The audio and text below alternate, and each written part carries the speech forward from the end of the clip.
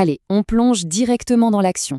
D'un côté, on a nos héros, bien décidés à ne rien lâcher, et de l'autre, on a Wilson Fisk, le caïd, un type tellement puissant, tellement influent, qu'il a carrément tordu la loi à son avantage. Résultat, il est quasi intouchable. C'est dans ce contexte que va se jouer la confrontation de Red Hook. Et ça pose la question fondamentale de toute cette affaire.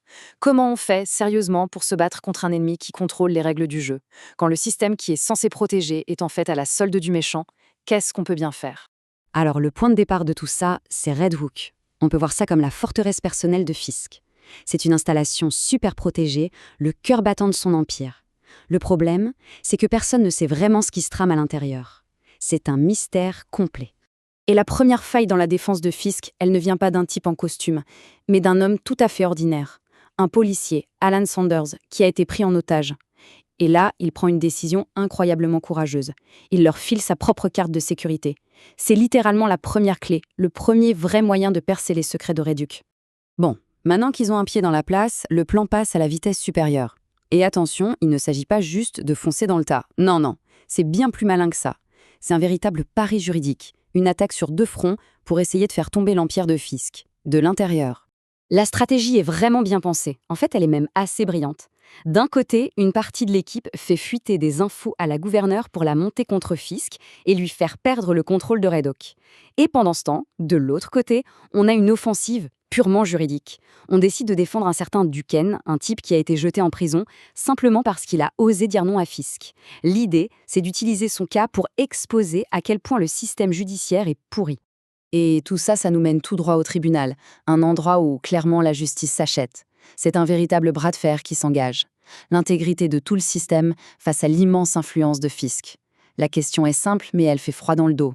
Est-ce que la justice a encore une chance ?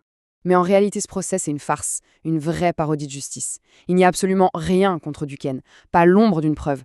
Mais ça n'a aucune importance, en fait. Pourquoi ? Parce que le juge, le jury, tout le monde est dans la poche de Fisk. Le verdict, il est déjà écrit d'avance. Et sans surprise, le verdict tombe, coupable, exactement comme Fisk l'avait planifié. C'est un coup terrible, pas seulement pour Duquesne, mais pour l'idée même qu'on se fait de la justice. On vient de comprendre une chose, la voie légale, c'est terminé. C'est une impasse. Alors voilà, le système judiciaire a échoué. Il n'y a plus le choix en fait. Si la loi ne peut plus rien faire, eh bien, il va falloir agir en dehors de la loi. L'heure est venue de pénétrer dans la forteresse. Grâce à des infos récupérées pendant ce simulacre de procès, Daredevil passe à l'action et s'infiltre dans Red Hook. La mission, sur le papier, a l'air simple. Trouver la cache d'armes de Fisk et la faire sauter. Seulement voilà, ce qu'il découvre à l'intérieur, ce n'est pas du tout une cache d'armes. C'est bien pire. La réalité est au-delà de tout ce qu'on aurait pu imaginer. Et c'est là que l'horrible vérité éclate au grand jour. Red Hook, ce n'est pas un entrepôt d'armes. C'est une prison secrète. Un véritable site noir où Fisk fait disparaître, en toute illégalité, quiconque ose se mettre sur sa route. Des journalistes, des militants, de simples citoyens, tous ceux qui le dérangent. Ce qui va suivre, c'est une opération de libération. C'est chaotique, mais c'est héroïque. À l'intérieur, Daredevil fait équipe avec Duquesne et il commence à libérer les prisonniers un par un. Évidemment, c'est le chaos total, mais des renforts arrivent. Le combat pour la liberté est vraiment lancé et chaque membre de l'équipe va jouer un rôle absolument crucial pour faire tomber cette prison secrète. Sauf que une victoire comme ça a un prix. Et le prix est terrifiant. Fisk a été publiquement humilié et disons qu'il n'est pas du genre à bien prendre la défaite. Sa réponse ne va pas être juste impitoyable, elle va être d'une cruauté sans nom. Et sa réponse, la voici.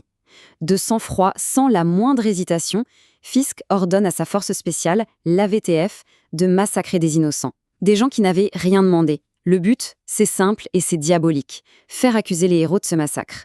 Ce n'est même plus de la vengeance à ce niveau. C'est une manipulation de l'opinion publique absolument tordue.